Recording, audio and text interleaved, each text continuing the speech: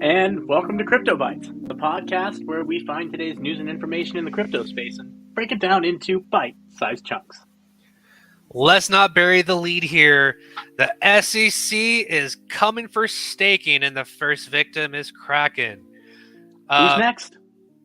I think we'll talk about that later. But so last night, there were rumors about the SEC banning staking in the United States. Brian Armstrong of Coinbase came out in a Twitter thread saying if this was the case, this would be devastating for those in the United States, considering that the U.S. is probably the biggest crypto. I don't know. People buy crypto in the United States, right? More so than any other countries. But here's the article from Watcher.guru. Kraken to end crypto staking operations. So they settled with the SEC. I think they're going to end up paying $30 million. So crypto is one of these exchanges that didn't come in and register as one. The SEC did ask for companies and to come in and register themselves and to basically come into compliance. Coinbase did. Kraken. Oh, they complied so well. They complied so well. Love it. Yeah. Kraken did not comply, and now we see the difference of how these companies are being treated. So there's also a difference as well. So Coinbase, they offer a 6% yield on certain cryptos, stable coins. Kraken was offering 24%. Up to 24%. Yeah, it got pretty ridiculous. Up to 24%. That's important, right? Yeah, so that 24%, you best believe your boy's on Kraken. Making my crypto make crypto. Right. So this caused a lot of concern within certain blockchains that offer staking or that have staking as a core component to their reward mechanism. Cardano being one of them, Tezos being one of them, and now Ethereum. ETH2, right? But there's differences to these blockchains, right? Yep. But when we take a look at what SEC basically said or the settlement, they were reeling in custodial staking. If person A gives up the custody of their coins to company B and they expect a return on those coins, it's basically fulfilling the Howey test. Okay. Yep. Well, staking on, let's say, Tezos, where there's burn and slash mechanisms, you give up custody of your coins to bake them in a pool. And I believe the stake pool operators, they have to manually give out the rewards. That most likely will fall under the Howey test, under the eyes of the SEC, and could set precedent to ETH2. And they are looking for low-hanging fruit to come in and set that precedent. What's lower than ETH2, let's be real. What's different out of these three is Cardano. Cardano has non-custodial staking. What does that mean? So whenever you pull your coins off of this exchange, and we encourage everyone to do so, take possession of their coins, you delegate to a stake pool like AGC, you never lose control of your coins. They're always in your wallet. They're liquid, meaning that you can spend them at any time you want and do whatever you want with your coins. There's a snapshot every 5 days, and within that boundary, that epoch boundary, a snapshot of your wallet will be taken, and that amount would be considered for the reward mechanism for that epoch in the Ouroboros mechanism. Okay, so you never lose your custody on Cardano, and your coins are always liquid. They're not locked up when you're staking.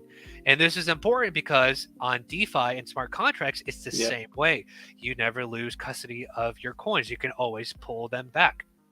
They're always in your, well, not to get too technical, but with Cardano, you can create addresses to do different functions. Like if you want to have a liquidity bond of 1 million ADA put into a particular stake pool, you can do that, and the people providing that liquidity will still have control of their ADA while it being being associated with the staking ID of that pool.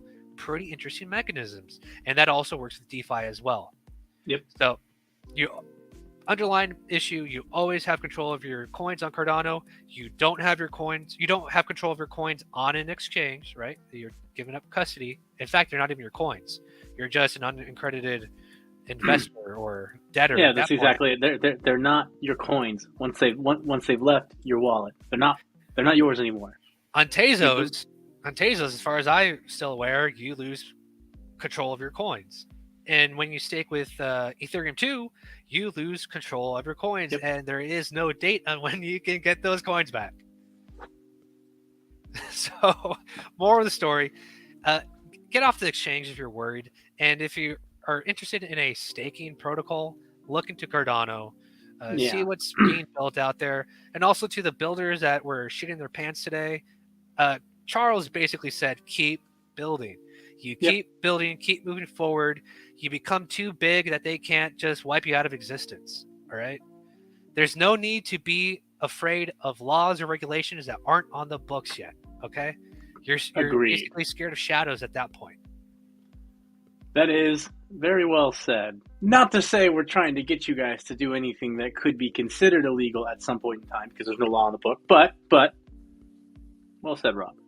Right, and if you like this content, guys, we are streaming live on YouTube and Twitter. So if you're watching this on YouTube, hit the subscribe button. It goes a long way. We're trying to get to that, 1,000 subscribers? I think we're about 100. That's right. If you and 995 of your closest friends go and hit that subscribe button, Rick Rickleson's kids can eat. They can eat again. Right.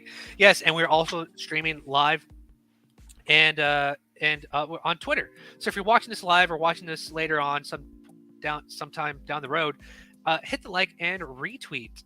Thank you very much. We've grown our subscriber count on Twitter quite a bit over this past few months here.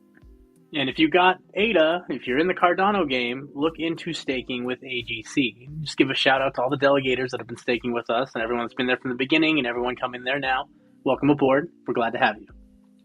All right. So our next article that we're going to go over, a pretty interesting one, and it kind of does set precedent if it would have gone to court or gone to trial, is the Yuga Labs. It's so weird. Like, they settled a lawsuit with the developer of the copycat Bored Ape Yacht Club. Shouldn't it be the other way around?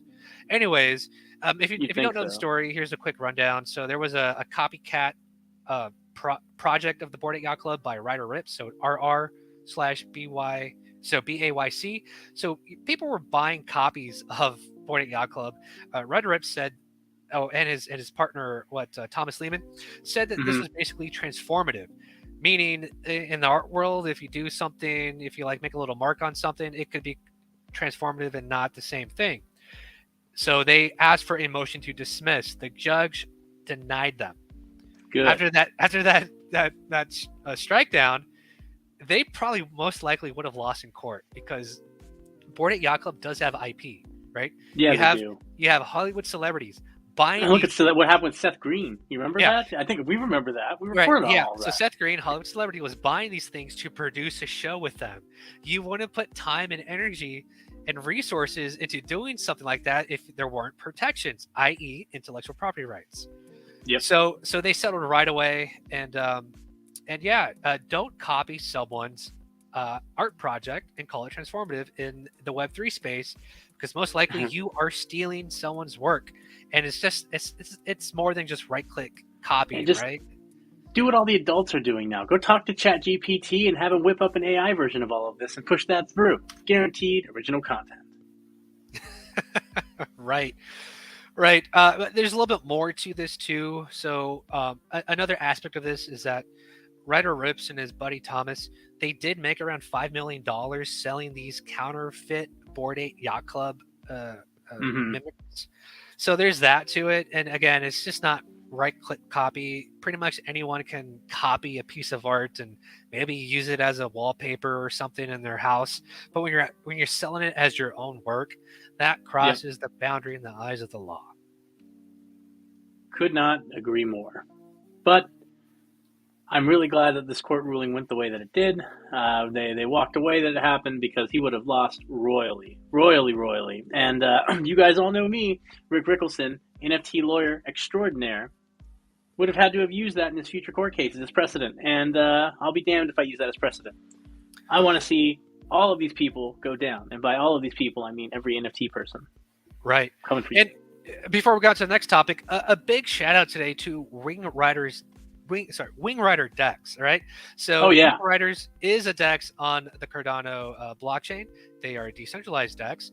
They give us a shout out today. We did a kind of a tutorial on how to use their platform and how to vote for stake pools. It is the only DEX on Cardano that gives the power of voting to the LP providers. So LP providers, if you're staking in any ADA pair on Wing Riders, vote for AGC. Our pool hash is in our Twitter bio. So if you can't search us by our pool name, just copy your pool hash, put it in the search bar, and we should pop up. So thank you for that, and a big shout out and thank you to Wing Riders. Okay. Thank you so much. So we're basically, 1 year from last year's Super Bowl going into. And I think we all remember how that turned out. Oh, I don't. I didn't really watch. Let's be honest. It was a completely different environment back then, but some people did say that Matt Damon video with from crypto.com was the peak of the market. Fortune favors the brave. It was a pretty epic commercial. It spun out a lot of memes. South Park being one of them. They did a whole show as that being the premise. I definitely laughed, no doubt about that. We all did. And he starts out this commercial saying, history is filled with almost. Right. Almost. Okay. And I'm pretty sure a lot of these people that got their money evaporated on some of these exchanges had that same sentiment. Damn. I was almost a millionaire on FTX. I almost could have removed my liquidity if I would have seen the warning signs on Twitter or anywhere else that was saying, hey, there's something going wrong here. I almost had custody of my crypto, but I left it on the exchange. Yeah, so don't be one of those almost people that got wiped out for leaving their coins on an exchange. Take custody of it. Well, we understand it's you want a hot environment so you can do your trading. That's cool, right? Do your trading, pull it off the exchange and put into your hard wallet or something, right? Just don't leave it up there on the exchange. And don't be fooled about everything that's about to be played on Sunday, because as we all know, Super Bowl Sunday, this coming up weekend, and personally, I think we're going to get our fair share of little fun crypto commercials, more DEXs, more hopefully crypto.com advertisements, because that arena's not doing so hot apparently. If I'm being real honest with you, I think we all still know it as the Staples Center. Let's go. But Rob, I'm curious, how many pre-halftime crypto commercials do you think we'll get? I personally think 3 of them. 3. Pre-halftime. I think 3 is a good number, but I'll go one up. I'll go 4 commercials, 4 crypto-related commercials. So remember last year there was a commercial that was just a QR code.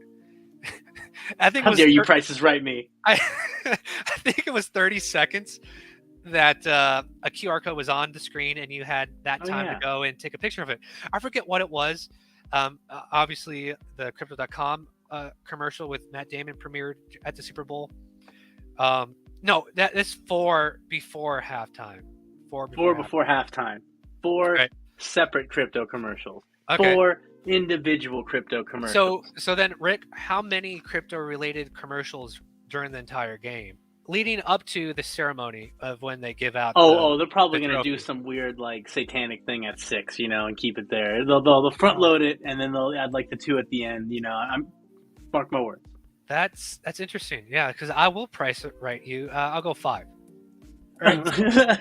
So 4 before halftime and 5 up to when they give out the because they say the Super Bowl trophy brought to you by so and so. That could be a that's right. That's right. The Eagles victory brought to you by the Crypto.com arena. Oh, you know what? What about the commercials that flash on the side of the game?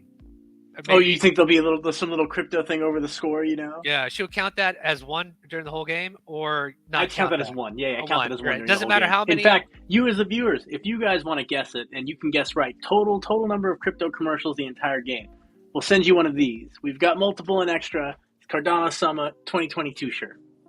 Hit us in the comments. Right. So if you guess how many crypto commercials there were in total of the show of the Super Bowl total. We'll send you out a T-shirt, but you got to comment below. And if you're watching this on Twitter, head over to the YouTube and drop a comment in our comment section. on how many crypto commercials during the Super Bowl you think will be shown. All right, that's the thing we're doing. Yep, that's the thing. Right. Oh, okay. So in the thumb title, I did put a super bot ball. So Virtua, they're doing Super Bowl squares, and it's something new to a lot of people around the world. Football is a very American sport. True. A lot of people were scratching their heads on what this grid actually means and what it does, and so it's somewhat of a party game during the show. There's a grid. People pull little pieces of paper out there corresponding to what grid they do. You pay for these grids, by the way, for these squares. That's the fun. That's the fun of it. And then randomly, the X and Y axis get randomly drawn the numbers, and during the Super Bowl, those numbers correspond with the last numbers of the score. So if you got 11, and your away team has a 1, and your home team has a 1. Well, that corresponds to whatever grid that lines up with. And there's a prize pool. The prize pool for Virtua is about 10,000 ADA worth of prizes. So if you're interested, got a betting pool going to 10,000. If you're interested in participating, all you have to do is go to JPG, type in Super Bot. There are people selling these, and these are airdropped for free, by the way, if you just held a miner bot. Go hold a square and then go into their Discord.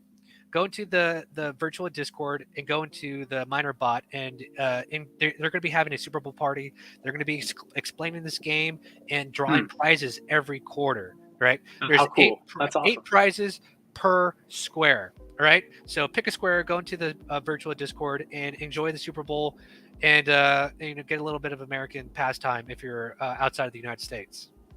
Nice. Well said. All right. I think that does it for today's show, man. People I agree. People shat their pants today when the SEC came out. Charles had to come out, calm people down. Hey guys, this is why we did what we did with Cardano. And if you're a builder, legitimacy in action, ladies and gentlemen. If you're a builder, stop being scared of your own shadow. All right. And the bet below. Tell us how many Super Bowl commercials you think will be shown at the Super Bowl. The winner will get a T-shirt, and if there's a tie, I think we'll do a random drawing. We'll stream it somewhere. If you want to find out more or follow me in Twitter Spaces, you can find me at my Twitter at ArgyrosCrypto. We are currently a FISO pool for TeddySwap, so if you want to participate, just delegate to AGC. On top of your Epoch rewards, you'll be receiving TeddySwap tokens that will be claimable at the end of the FISO. So find out more at my Twitter. And Rick, where they can find you at? You can find me here, or hit up Rob at the at ArgyrosCrypto Twitter, because Rick doesn't really like to do any kind of socials and stuff like that. He stays away from all of that. I value my privacy. I took the arrow to the knee and entered the social media space. So maybe in the DM, hit up Rob on the Twitter. It'll definitely hit to me. Hit up our producer at NFTs with Keys. If you want all the best, latest with NFTs, or if you just need that production magic, NFTs with Keys. Right. And thank you, everybody. If you're interested in $10 of free Bitcoin, go to the link below. There's a nice dip right now due to the SEC. Buy the dip, I guess, right? It's confidential information. Do what's best for you. And with that, that's your Crypto Bite.